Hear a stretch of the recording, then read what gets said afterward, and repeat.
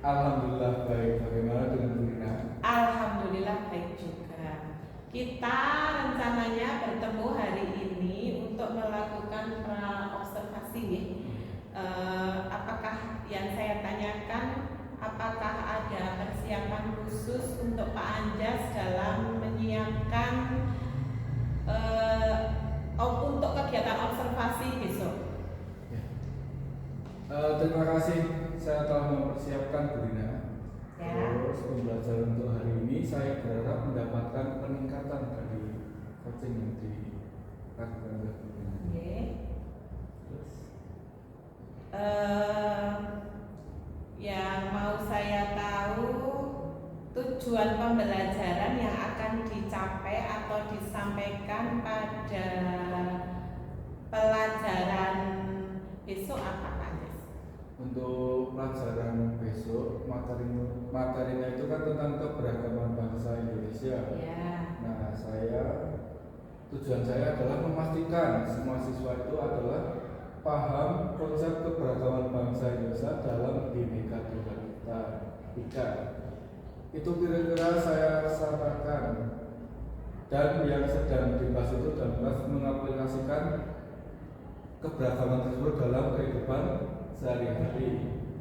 Terus selanjutnya tujuan pembelajaran selanjutnya adalah menunjukkan berbagai keberagaman yang ada di Indonesia dalam Bhinneka Tunggal Ika, menunjukkan sikap menerima terhadap perubahan sosial yang terjadi di lingkungan sendiri nasional. Oke. Saya juga ingin memahami bagaimana Pak Anjas berencana untuk mengatur kondisi situasi kelas dan melibatkan siswa. Apakah di situ ada strategi khusus yang akan digunakan Pak Anjas? Kalau saya strateginya kan tentang keberagaman. Tentang keberagaman itu saya bisa memutarkan mungkin lewat video. Rencana saya seperti itu. Terus saya akan menggunakan pertanyaan terbuka untuk mengetahui apakah materi tersebut sampai ke siswa. Oke, bagus sekali yang disampaikan Pak Anjas, terdengar sangat baik. Bagaimana Anda merencanakan untuk mengevaluasi atau menilai pemahaman siswa kalau dalam materi ini Pak Anjas? Ya, mungkin saya akan mengevaluasi pertanyaan secara terbuka. Dalam pembelajaran itu saya akan melakukan pertanyaan random itu untuk mengevaluasi cara pembelajaran saya, apakah diterima di siswa atau tidak. Baik, itu rencana yang komprehensif sehingga tidak ada lagi yang perlu dibahas. Kita menuju pelaksanaan aja langsung besok Pak Anjas, yang saya harapkan bisa berjalan dengan lancar dan sesuai harapan kita. Segini dulu untuk observasinya Pak Anjas. Assalamualaikum warahmatullahi wabarakatuh. Waalaikumsalam.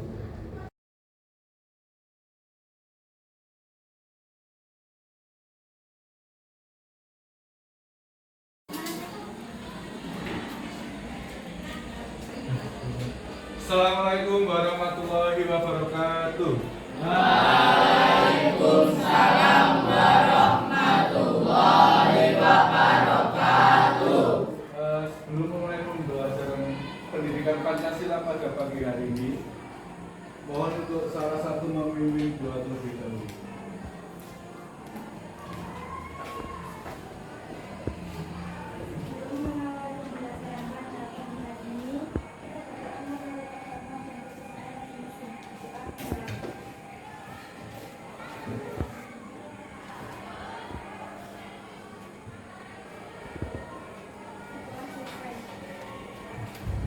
Ya, pagi hari ini kita akan belajar tentang pendidikan Pancasila. Untuk saat ini adalah kelas 7. Hari ini yang berangkat siapa? Putri. Kenapa Putri Nur? Sakit. Nah, sebelumnya saya akan satu-satu ya, agar kita bisa lebih kenal lagi. Soalnya udah 1 semester ini saya belum menghafal muka-muka kalian. Ya. Yang pertama, Aisyah Marsha, Albinko Ihya, Siap hadir. Alriana Sekalarsari, Alsea Putriana, Anindyo Kresno Prabowo, Asad Zaki Al Azdar, Siap hadir. Asmi Fawaz Aska, Kalista Aurelia, Dava Eri Nugroho, Siap hadir.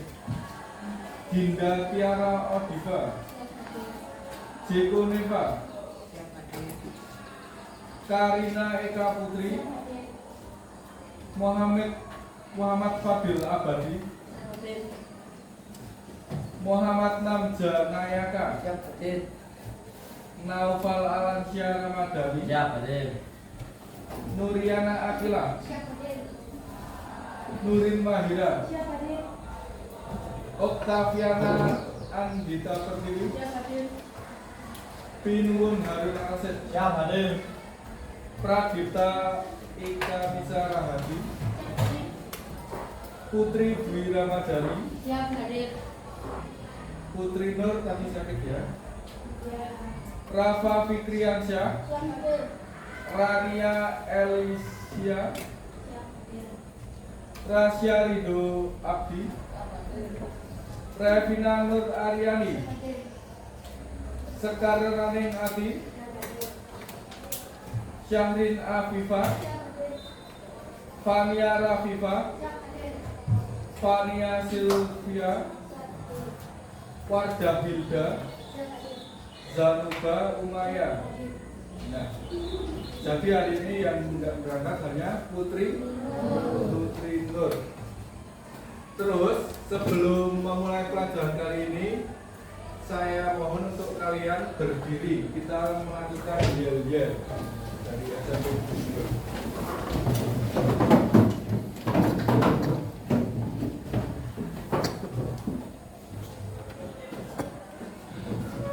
Profil pelanggar Pancasila.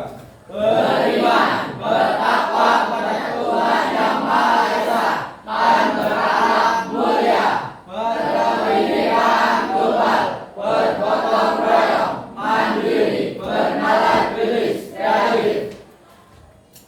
SMP Negeri 2 Temanggung. Harus lebih baik ya. SMP Negeri Kalih Temanggung. Tetap mampu saing, duit. Junior High School 2 Temanggung. Always be better, yes. Nah, silakan duduk kembali. Minggu kemarin kita sudah belajar tentang materi, yaitu materinya tentang apa? Keberagaman.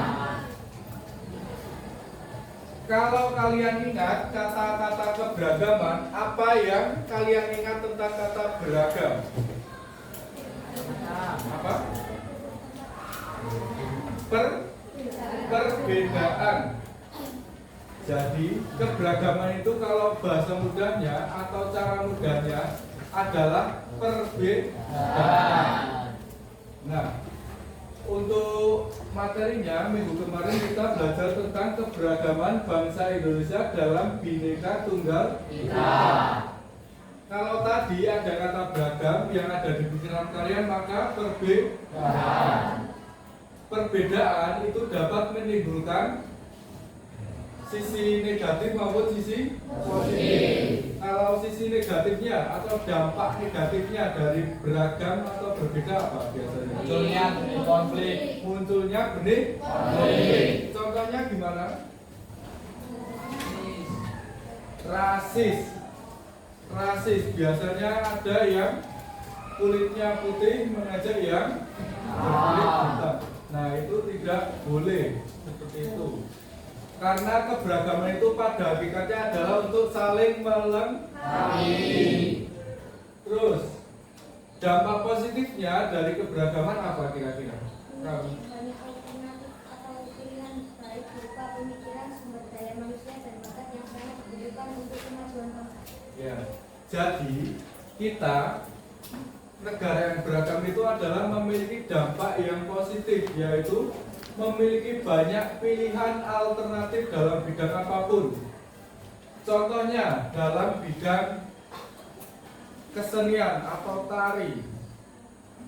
Ketika bangsa kita homogen atau hanya dalam satu suku, maka mungkin kalian tidak akan mengenal tari-tari yang ada di luar Jawa. Semisal hanya negara ini hanya terdiri atas satu suku, yaitu suku Jawa, maka kalian tidak bisa melihat tari apa? Kecak ya, jadi kecak ada di Bali. Nah seperti itu. Terus begitupun dengan makanannya. Kalau masalah kita homogen, kita ya seperti yang saya bilang waktu itu, makanan kita hanya makanan tradisional yang ada di Jawa. Ketika kalian proyek kan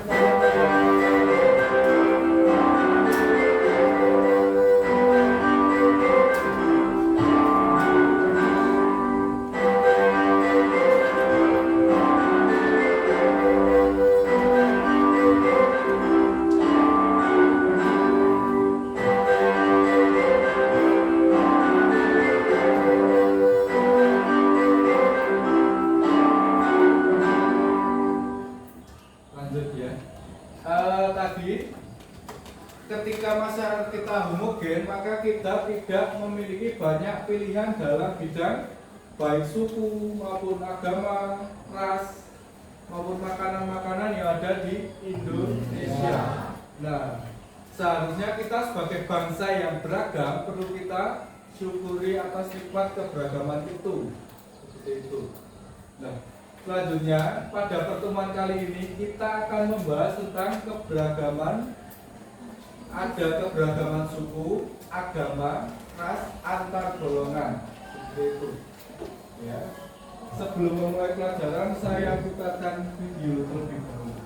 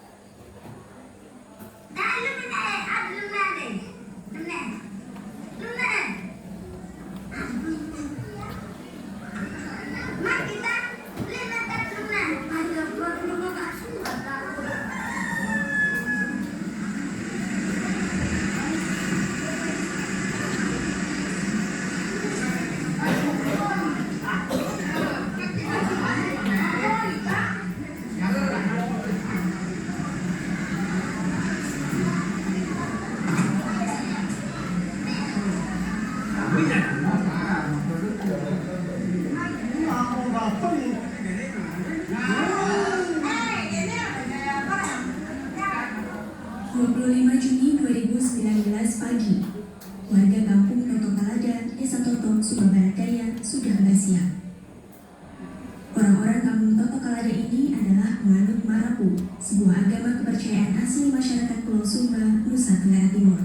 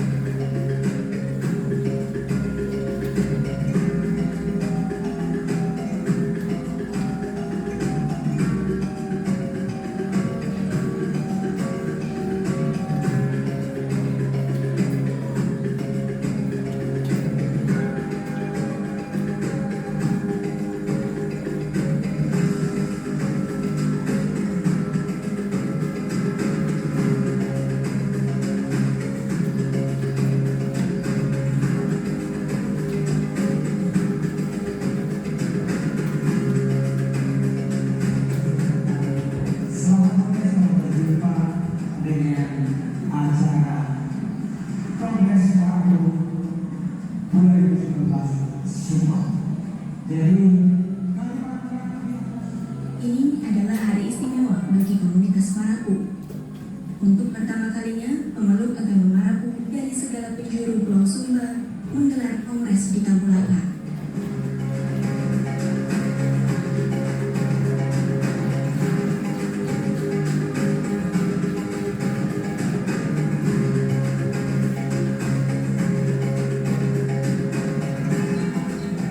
Denpasar, Bali, akhir September 2020. Masyarakat Bali saat itu sibuk bersiap menyambut Hari Raya Kuningan.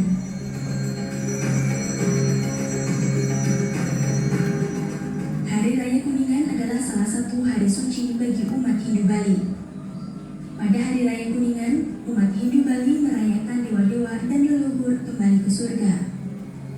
7 hari sebelumnya saat Hari Galungan, para leluhur turun ke dunia. Umat sakral itu juga dirayakan oleh umat Hindu Bali.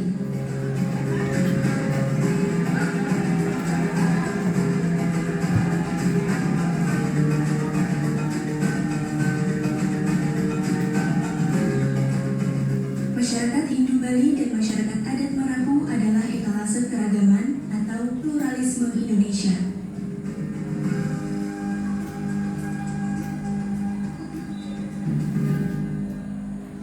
Masyarakat Indonesia tidak hanya menerima gagasan Pancasila dari UUD 45, tapi paham bahwa sebetulnya itu mencerminkan sebuah kearifan nasional yang selaras dan melestarikan kearifan, kepercayaan dan agama.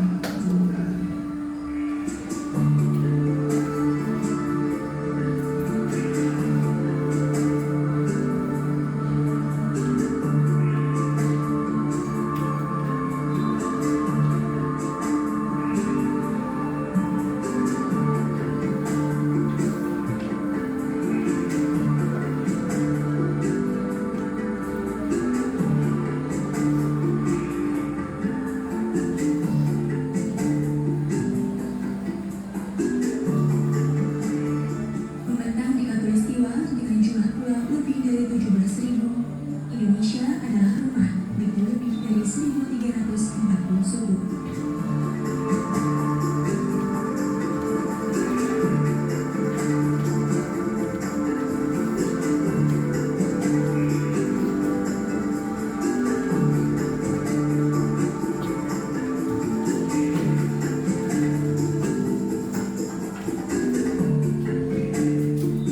April 2019, Dr. Zainal Bagir dan Muhammad Iqbal Ahnaf dari CHS UGM berkunjung ke Maumere, Nusa Tenggara Timur untuk melakukan riset praktik toleransi umat beragama di sana. Riset ini sekaligus bentuk produksi serial film Indonesian Pluralities, kolaborasi antara Center for Religious and Cross-Cultural Studies CHS UGM, Boston University, dan Watchdog Documentary, dan didukung oleh Henry Luce Foundation.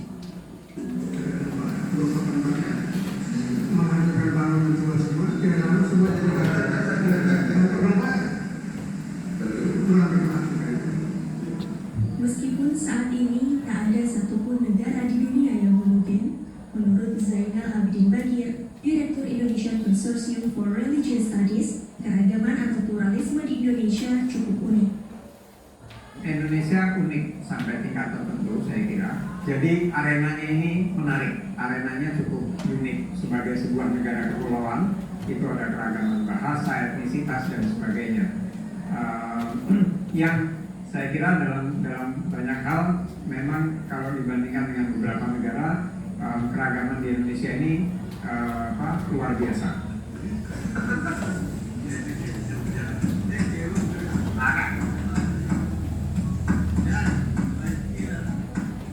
Keunikan itu juga dilihat oleh Indonesianis dan juga antropolog dari Boston University, Profesor Robert Hefner.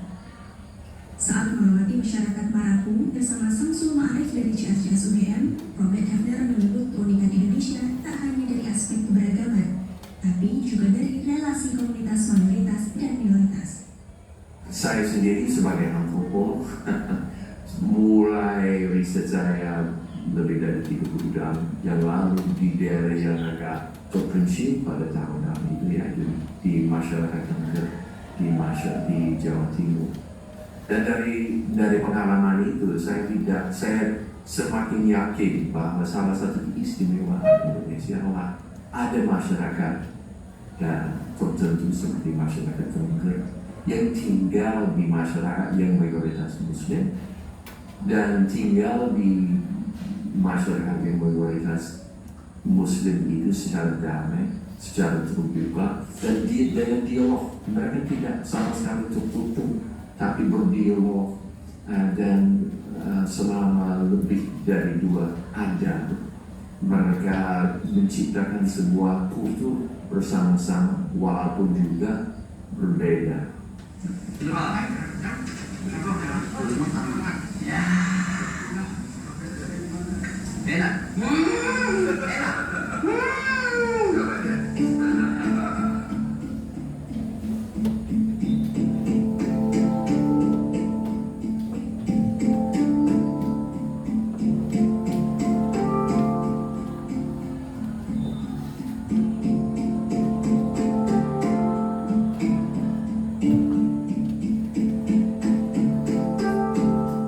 Sebagaimana disebut Robert Hefner, Indonesia memang adalah negara dengan penduduk Muslim terbesar di dunia. Dari 273 juta penduduk Indonesia, 87,2%-nya adalah umat Muslim. Nahdlatul Ulama adalah organisasi Islam terbesar di Indonesia. Anggotanya mencapai 79 juta orang. Dengan anggota sebanyak itu, Nahdlatul Ulama adalah organisasi Islam terbesar di dunia.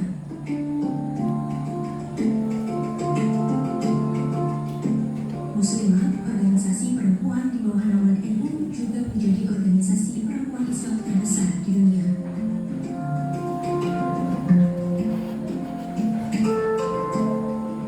Muhammadiyah adalah organisasi terbesar kedua di Indonesia. Jumlah anggotanya mencapai 35 juta orang. Meski mayoritas Muslim, realitas demografis Indonesia menunjukkan ada sejumlah daerah seperti Bali, Nusa Tenggara Timur, Papua, dan Sulawesi Utara. Umat Muslim justru menjadi minoritas.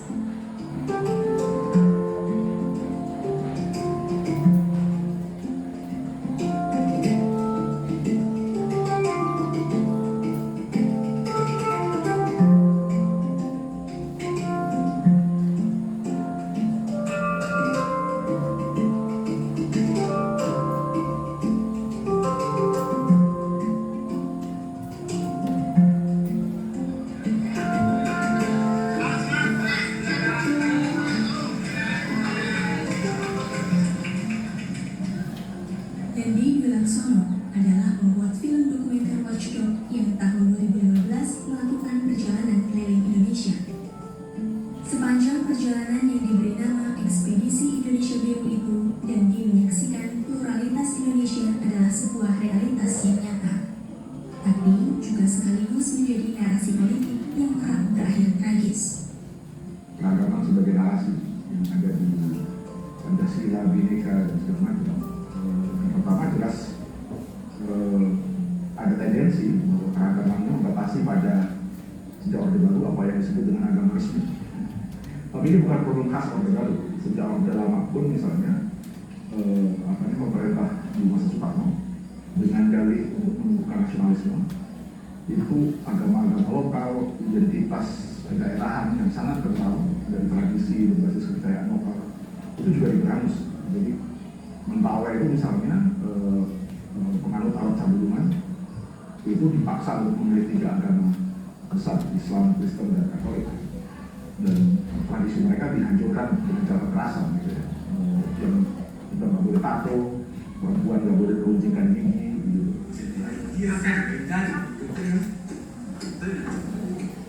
Apa yang menimpa masyarakat adat Marapu menjadi anak-anak ini listriknya kebetulan mati ya. Tadi kalian sudah melihat tayangan video. Itu adalah salah satu contoh dari tayangan apa? Keragaman yang ada di Indonesia. Itu tadi ada contohnya, ada agama, yaitu agama dari Nusa Tenggara Timur, agama lokal, yaitu agama apa tadi? Agama Marabu. Nah, agama Marabu itu adalah agama yang asli dari Nusa Tenggara Timur atau aliran kepercayaan dari Nusa Tenggara Timur. Kalau di Jawa sendiri ada, yaitu aliran apa? Aliran kepercayaan yaitu ke apa? Kejawen. Nah, kalau di Nusa Tenggara Timur tadi ada Marabu, kalau di Jawa ada Kejawen. Tiap daerah sebelum agama Islam datang itu tiap daerah biasanya mempunyai aliran kepercayaan masing-masing seperti itu. Jadi negara Indonesia itu dulu sudah percaya terhadap Tuhan Yang Maha Esa. Caranya adalah dengan beribadah menurut aliran atau kepercayaannya masing-masing. Nah, terus agama mayoritas yang ada di Indonesia adalah agama Islam. Akan tetapi di beberapa daerah agama Islam atau Muslim itu hanyalah sebagai minoritas. Contohnya ada di Pulau Bali. Walaupun Indonesia itu adalah mayoritas Muslim, tapi di Pulau Bali yang mayoritas adalah beragama Hindu. Terus di Pulau Papua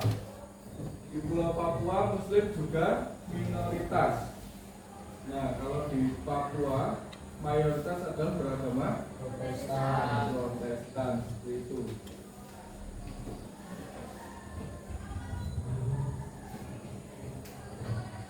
Terus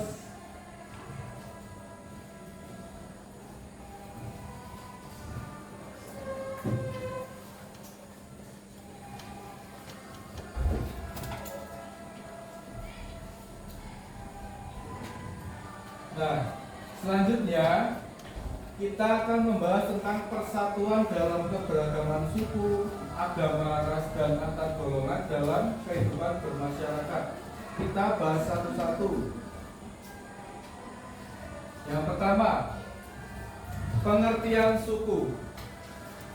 Suku, menurut Kamus Besar Bahasa Indonesia, suku adalah golongan orang-orang dalam keluarga yang seturunan atau golongan bangsa sebagai bagian dari bangsa yang besar. Jadi suku kalau bahasa mudahnya atau gampang dipelajari agar lebih mudah dalam mempelajari, suku itu adalah penggolongan manusia berdasarkan garis keturunan. Jadi suku itu tidak hanya masalah tempat tinggal. Contohnya suku Jawa, aslinya suku Jawa, tapi sekarang sudah tinggal di Kalimantan, Sumatera. Biasanya mereka akan tetap mempunyai adat atau kebiasaan seperti orang Jawa, walaupun rumahnya sudah di Kalimantan, Sumatera maupun pulau-pulau lainnya. Begitupun dengan suku lainnya. Contohnya suku Madura. Suku Madura itu kan terkenal dengan apa? Penjual. Nah, kalau kebanyakan orang Madura di daerah kita atau teman itu biasanya berjualan sate. Nah, orang Madura juga tidak meninggalkan budayanya orang Madura. Biasanya mereka masih berbahasa Madura. Seperti itu. Jadi suku itu adalah penggolongan manusia berdasarkan apa tadi? Garis keturunan. Lanjut. Nah, suku di Indonesia itu sekitar ada 1340. Dan suku Jawa adalah suku yang terbesar, sekitar 40,22%. Jadi hampir separuh dari bangsa Indonesia atau separuh penduduk dari bangsa Indonesia adalah suku Jawa. Kalau penduduk kita umpamanya berjumlah 300 juta, berarti sekitar berapa kalau 40%-nya? Berarti sekitar 120 juta itu adalah bersuku Jawa. Terus ada suku Sunda dengan jumlah populasi 15,50%, atau sekitar berapa? 15 sekitar 45 juta. Yang ketiga ada suku Batak. Suku Batak terkenal dengan orang-orangnya yang menjadi apa? Hotman Paris, pengacara ya. Biasanya orang Batak itu adalah berprofesi sebagai pengacara. Nah, suku bangsa dapat diidentifikasi melalui yang pertama, unsur wilayah. Jadi biasanya suku itu lahir atau dapat diketahui dari wilayahnya, wilayah lahir kalian. Terus karya budayanya. Walaupun orang Jawa tapi lahir di Kalimantan, biasanya mereka tetap menggunakan budaya Jawa, tidak meninggalkan budaya Jawanya. Karena itu adalah mereka merasa bahwa dirinya suku Jawa. Terus bentuk rumah adat atau pakaian tradisional. Selanjutnya ini keberagaman suku bangsa Indonesia. Sumatera Utara ada upacara adatnya, ada rumah adat, pakaian daerah, makanan khas daerah, dan lain-lain. Nah, sekarang untuk diperhatikan depan itu, Bali, upacara yang terkenal adalah dengan rumah adat namanya Bali Gede. Pakaian adat Payas Agung, makanan khas ayam betutu. Jawa Timur itu kayak Jawa ya, Jawa Tengah. Upacara adatnya ruatan, masih ada lagi, apa lagi? Sabangan. Rumah adatnya pakaian daerahnya ada jebet dan kulit. Makanan khasnya rawon, ada gudeg dan lain-lain ya. Banyak yang lainnya. Nah, lanjut. Selanjutnya asal wilayah suku bangsa Indonesia. Di suku Sumatera itu ada suku Aceh, Batak, Nias, Jambi, Palembang, Lampung, Melayu, Anak Dalam, dan sebagainya. Nah, suku anak dalam. Suku anak dalam kira-kira berada di mana? Suku anak dalam itu adalah salah satu suku yang ada di Sumatera, tepatnya di pedalaman Jambi. Terus ada Jawa dan Bali. Jawa ada Sunda, Betawi, Baduy, Bali, Madura, Osing, Tengger, Samir, dan sebagainya. Kalau Kalimantan itu didominasi oleh satu suku, yaitu suku Dayak. Suku yang terbesar di Kalimantan. Selanjutnya Sulawesi ada Makassar, Bugis, Minahasa, Gorontalo, dan Lima. Nusa Tenggara ada Sasak, Bima, Bambu, Abu, Awal, Bindi, Pangkalan, Maluku biasanya ada Ambon, Buru, Basan, Kei, dan lain-lain. Papua ada Abau, Abra, Adora, Aikwai, Aizora, dan lain-lain. Nah, ini dampak positifnya dari keberagaman adalah bangsa Indonesia memiliki banyak suku. Biasanya tiap suku juga memiliki bahasanya masing-masing. Jadi negara Indonesia adalah negara yang sangat kaya. Selanjutnya kita akan membahas tentang agama. Kalau tadi yang pertama suku, sekarang kita membahas tentang agama. Agama itu adalah sistem kepercayaan atau sistem yang mengatur tata keimanan kepada Tuhan Yang Maha Esa maupun cara beribadahnya kepada Tuhan Yang Maha Esa. Nah, setiap bangsa atau setiap penduduk Indonesia memiliki hak untuk memeluk agama sesuai dengan keyakinan masing-masing. Agama yang diakui di Indonesia ada berapa? 6 agama.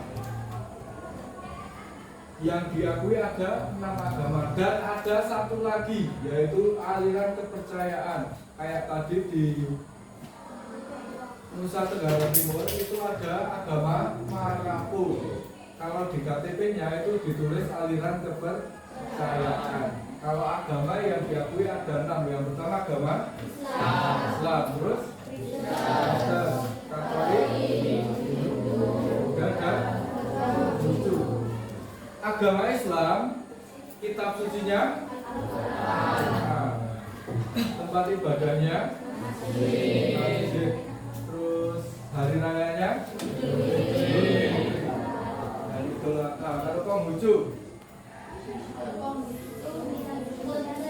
kitab sucinya Sisu, hari rayanya Imlek, terus rumah ibadahnya nih lebih lengkapnya silakan kalian lihat di depan. Katolik, Kristen, Hindu.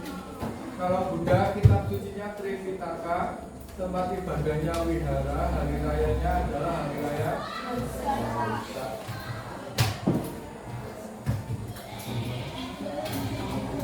Lanjut ya.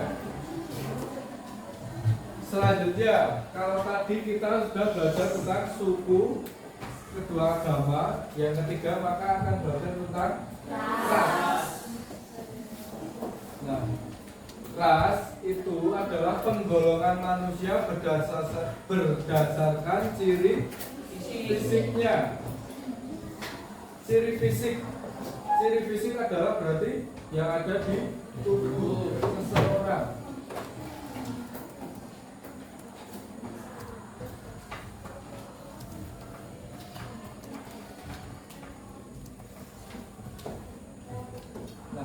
Ciri-ciri fisik itu biasanya terdiri atas 5. Yang pertama, bentuk badan, bentuk kepala, bentuk muka, bentuk hidung, warna kulit, warna rambut dan warna mata. Contohnya berkulit putih, kuning, hitam atau sawo matang. Contoh lainnya berambut hitam, coklat, pirang dengan bentuk lurus, keriting atau bergelombang. Sedangkan dari warna mata yang dilihat adalah bulatan tengahnya, bukan yang samping. Kalau samping semua manusia maka berwarna putih. Seperti itu. Warna mata ada hitam, biru maupun hijau. Nah, yang terakhir kita akan belajar tentang persatuan dalam keberagaman antar golongan. Antar golongan, kelompok-kelompok dalam masyarakat yang membentuk golongan atau dianggap sebagai satu golongan. Biasanya masyarakat itu membentuk kelompok dan membuat golongan. Hal ini biasanya untuk memudahkan dalam mengidentifikasi perbedaan kelompok yang ada yang lain maupun membuat persamaan dari berbagai kelompok. Penggolongan berdasarkan pekerjaan. Penggolongan berdasarkan jenis pekerjaan. Yang pertama seperti guru, petani, guru, karyawan atau nelayan. Yang kedua, penggolongan berdasarkan wilayah tempat tinggal. wilayah tempat tinggal itu seperti orang desa, orang hutan maupun nama tempat tinggalnya. Nah, perbedaan golongan ini dapat terjadi karena adanya kebutuhan pilihan dari masing-masing individu atau kelompok. Pada perbedaan golongan ini dapat berubah atau berpindah. Perbedaan golongan yang ada di masyarakat bukanlah alasan untuk terjadinya perpecahan. Perbedaan golongan yang ada itu untuk saling melengkapi kebutuhan manusia dalam hidup.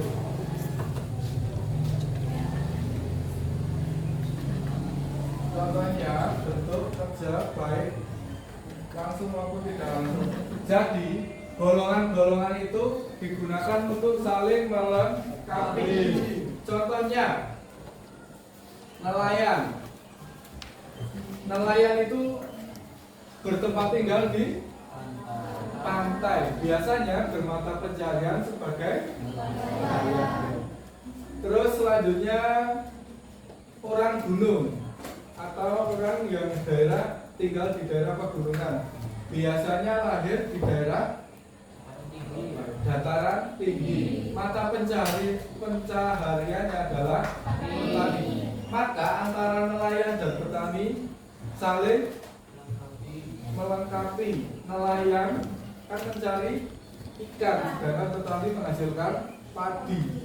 Nah, kalau zaman dulu bisa dibarter atau tukar seperti itu. Jadi inti dari keberagaman itu dalam Bhinneka Tunggal Ika adalah keberagaman tidak boleh digunakan untuk alat untuk membeda-bedakan atau alat untuk memecah belah. Karena ada satu semboyan bangsa Indonesia yaitu Bhinneka Tunggal Ika. Yang artinya apa Bhinneka Tunggal Ika itu?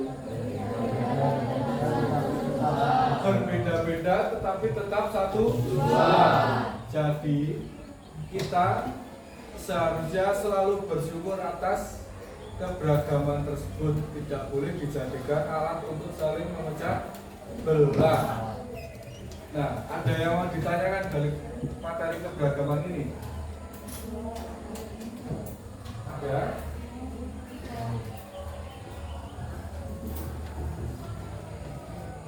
Kalau tidak ada yang bertanya, coba saya akan tanya kepada kalian.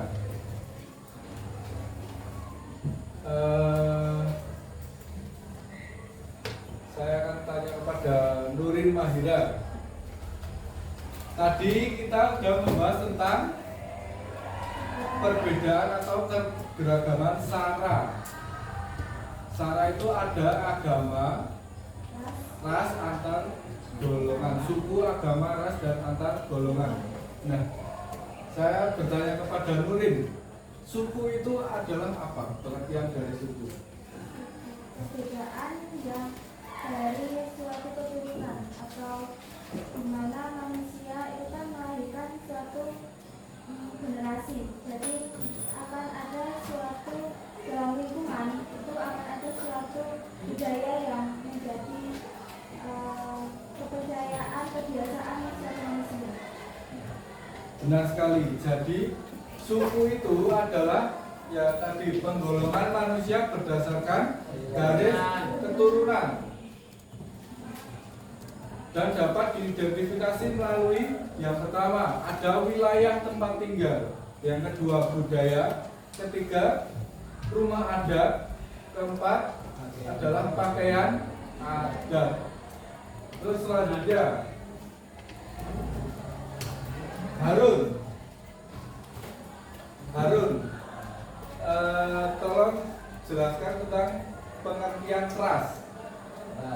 Ras adalah pengidentifikasian manusia berdasarkan ciri-ciri fisik dikaitkan dengan tempat dia berada. Nah, jadi benar sekali, ras itu adalah penggolongan manusia berdasarkan ciri fisik. Ada yang berambut pirang, ada yang berambut hitam, warna rambutnya hitam. Ada yang matanya berwarna hitam, ada yang berwarna biru atau coklat. Terus hidungnya mancung maupun hidungnya kresek atau bulan mancung. Nah, selanjutnya silakan kalian untuk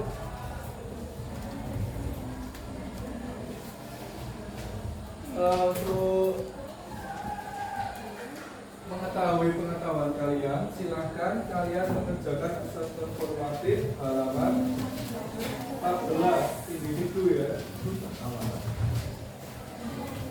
Nah, yang A dan yang B aja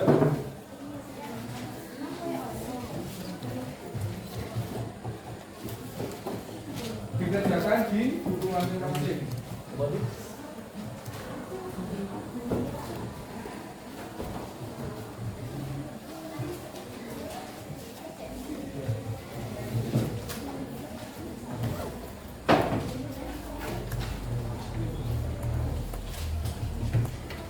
Nanti kalau ada yang kurang jelas tolong ditanyakan. Gimana?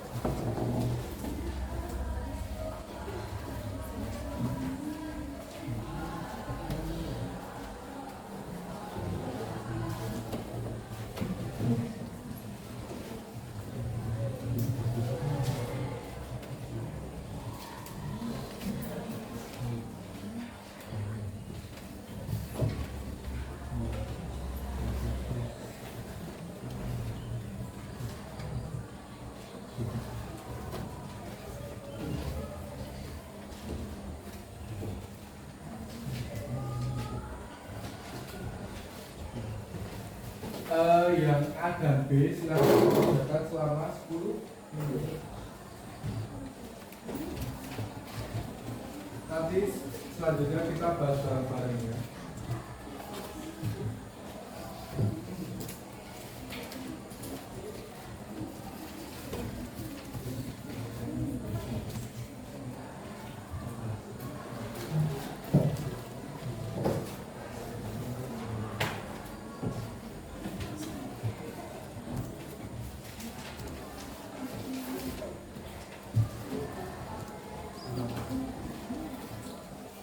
Kalau ada yang kurang jelas, tanyakan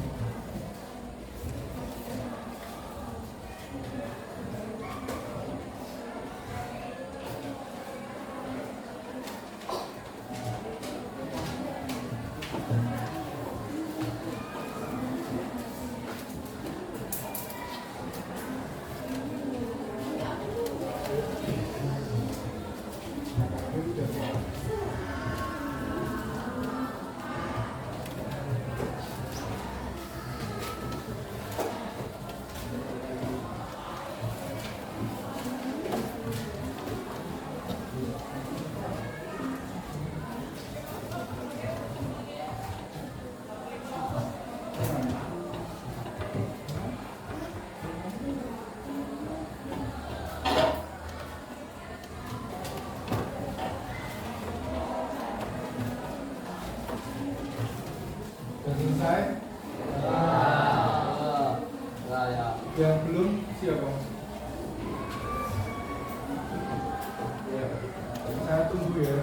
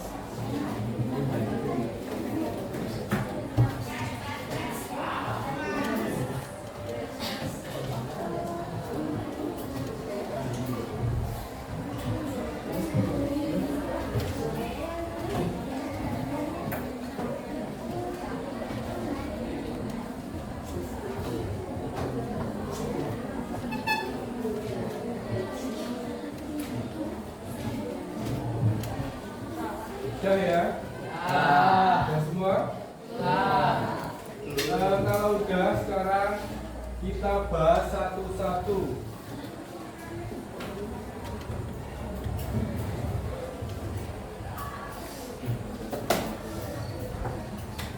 Kelas 7. Nomor 1, silakan dibaca Aisyah Marsa.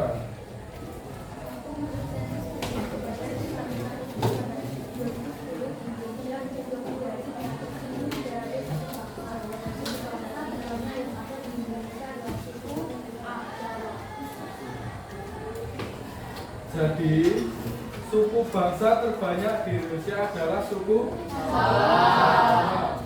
Diikuti dengan suku Sunda dan Batak. Terus nomor 2, Zanuba Umayyah.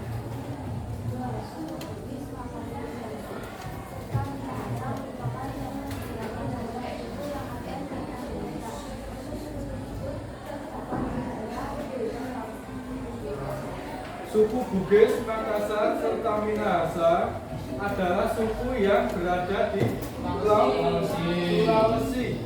Kalau suku yang ada di Pulau Jawa, suku apa aja? Jawa, terus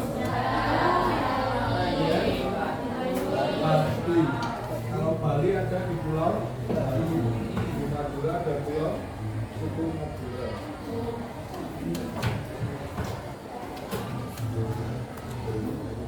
Nomor 3, Albingo.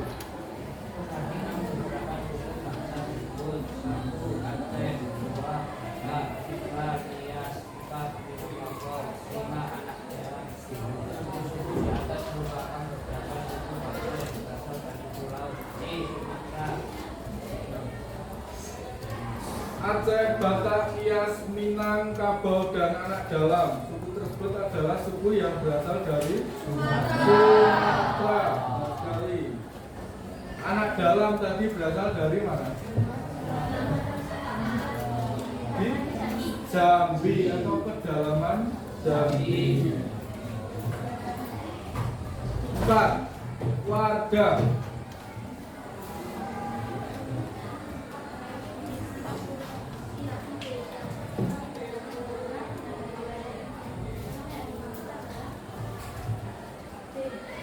Agama Hindu. Benar. Agama yang kitab sucinya beda adalah agama Hindu. Kalau yang kitab sucinya Sisu apa? Konghucu. Tripitaka. Lanjut nomor 3. Nomor berapa sekarang? Oh iya, nomor 5. Maaf. Anindya Kresna.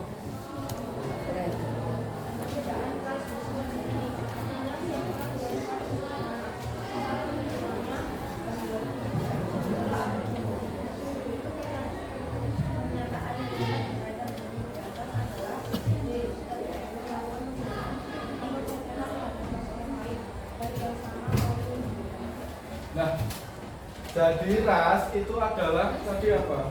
Penggolongan manusia berdasarkan garis keturunan. Pernyataan yang tepat adalah kita tidak boleh melakukan penghinaan atau pelecehan terhadap ras orang lain, baik yang sama maupun yang berbeda. Karena ras itu adalah bawaan dari lahir atau bersifat genetik.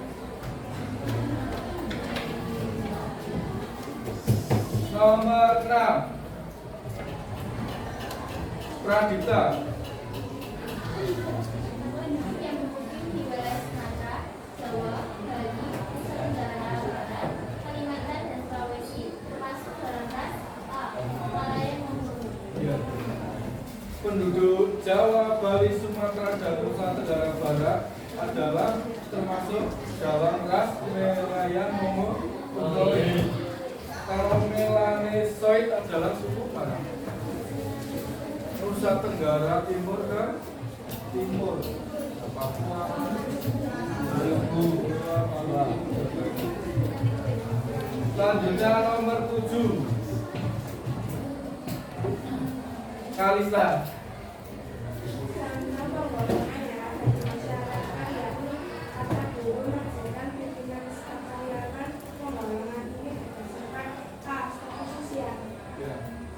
Contoh penggolongan yang ada di masyarakat yaitu ada buruh, ada majikan, ada pimpinan, ada staf dan karyawan. Nah, penggolongan tersebut itu adalah penggolongan berdasarkan status sosial.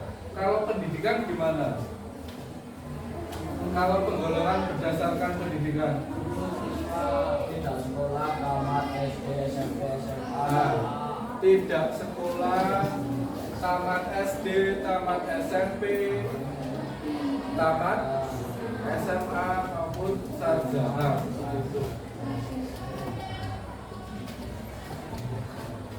Sekarang nomor 8. Harun. Kelompok-kelompok dalam masyarakat itu ada yang membentuk golongan atau dianggap sebagai satu golongan. Berikut ini pernyataan yang tepat terkait perbedaan golongan, yaitu B. Perbedaan golongan yang ada itu untuk saling melengkapi kebutuhan manusia dalam kehidupan. Jadi tadi perbedaan golongan itu tidak boleh digunakan untuk saling memecah belah atau memecah bangsa. Tapi perbedaan golongan itu dapat kita manfaatkan sebagai untuk saling melengkapi kebutuhan dalam kehidupan. Terus nomor 9. Dinda Tiara.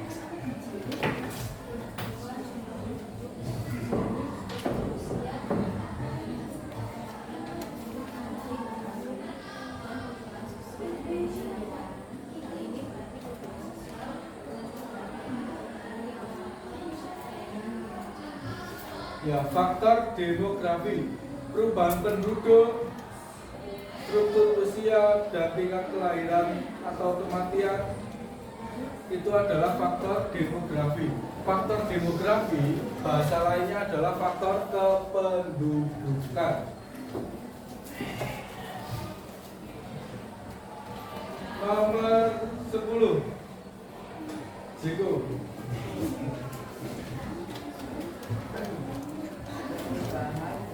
Peluang kerja, pendapatan, dan jenis pekerjaan dapat memengaruhi keberagaman dan kehidupan sosial dalam masyarakat. Hal ini berhubungan dengan faktor C, ekonomi. Nah, perubahan pola kerja, pendapatan, dan jenis pekerjaan merupakan berhubungan dengan faktor ekonomi. Nah, yang A, ada yang jawabannya belum tepat tidak? Salah satu. Jiko salah berapa? Nah, usulannya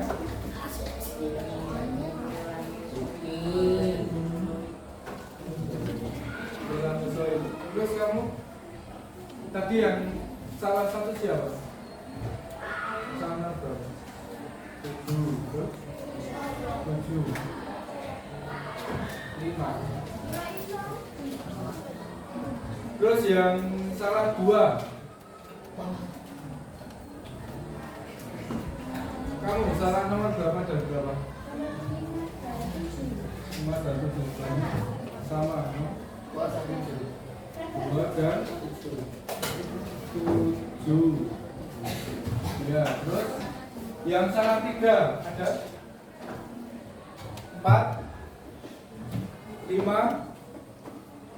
Nah, berarti kalian sudah memahami materi yang tentang keberagaman suku, agama, ras, dan antar golongan. Terus yang B sekarang kita bahas satu-satu.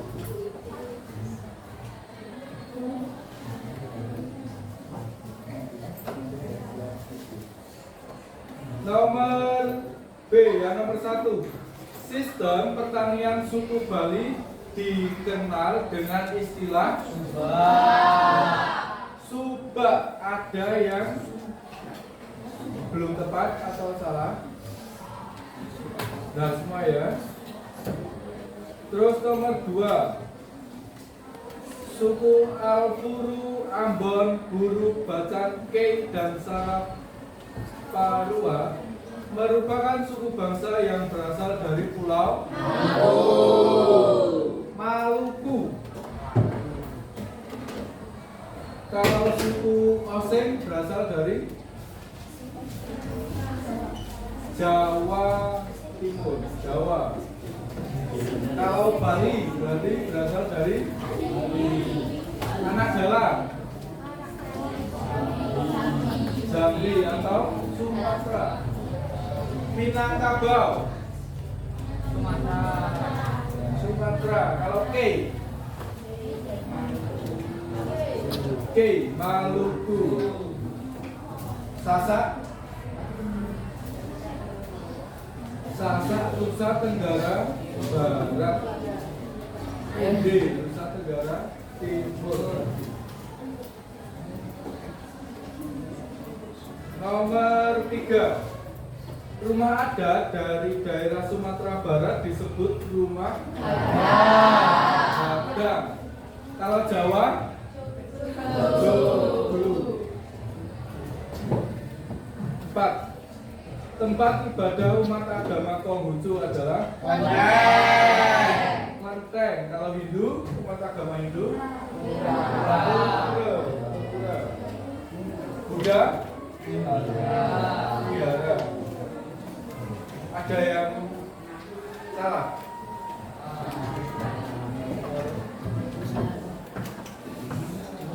Nomor 5. Pengidentifikasian manusia berdasarkan ciri fisik dari kaitan dengan tempat dia berasal, yaitu ras. Benar sekali. Yang B ini, apakah ada yang salah satu? Salah berapa? 3. Rumah adat dari Sumatera Barat. Kamu jawab apa? Ya. Jadi yang B salah 2 nggak ada toh? Salah 3, salah 4.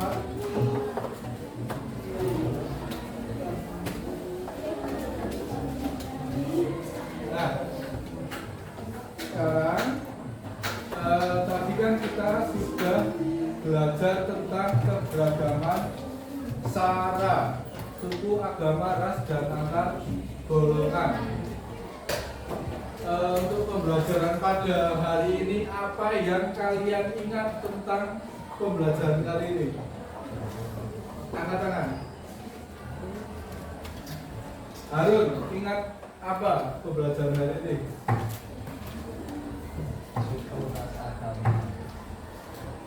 Suku, terus ras, agama, dan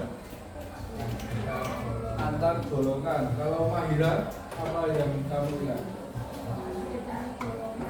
Perbedaan golongan. Terus perbedaan suku, budaya, rumah adat, ya. Jadi materi kali ini adalah materi keberagaman bangsa Indonesia dalam Bhinneka Tunggal Ika.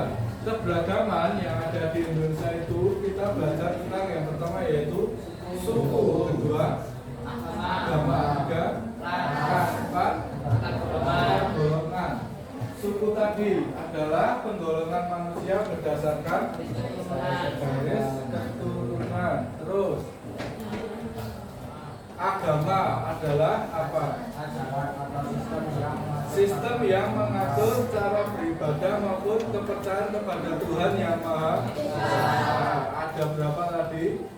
6. Terus yang ketiga ada ras. Ras itu adalah penggolongan manusia berdasarkan ciri fisik. Ada ras Mongoloid, Melanozoid, itu. Yang terakhir antar golongan, yaitu adalah biasanya kelompok-kelompok dalam masyarakat itu membentuk suatu golongan, baik berdasarkan tempat tinggal maupun berdasarkan pekerjaan. Nah, seperti itu pembelajaran atau materi dari pembelajaran kali ini. Terus selanjutnya untuk kali ini saya akan bertanya kepada sampel atau ya random kepada satu siswa tentang materi kali ini. Pradita, tadi kita belajar tentang keberagaman suku, agama, ras, dan antar golongan. Nah, ada agama atau aliran kepercayaan tadi di video berasal dari mana itu? Nusa Tenggara Timur. Namanya agama apa?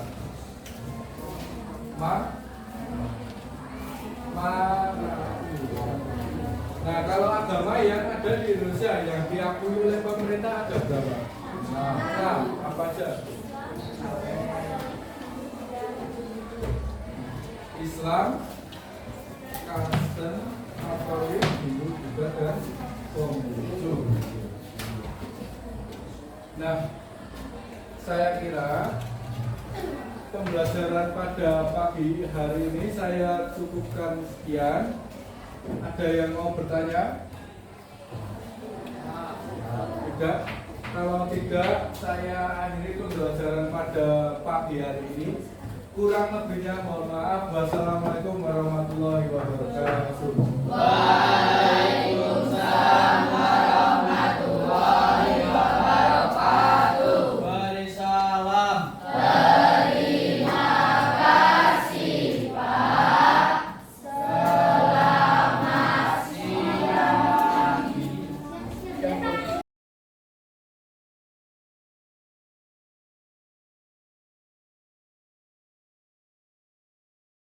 Anjas. Ya, waalaikumsalam Bu Rina. Baik, terima kasih nih Pak Anjas sudah menyempatkan diri dalam pasca observasi seperti si akademik. Bagaimana menurut Pak Anjas seksi pengajaran yang Pak Anjas lakukan tadi? Kalau menurut saya tapi itu sudah cukup baik.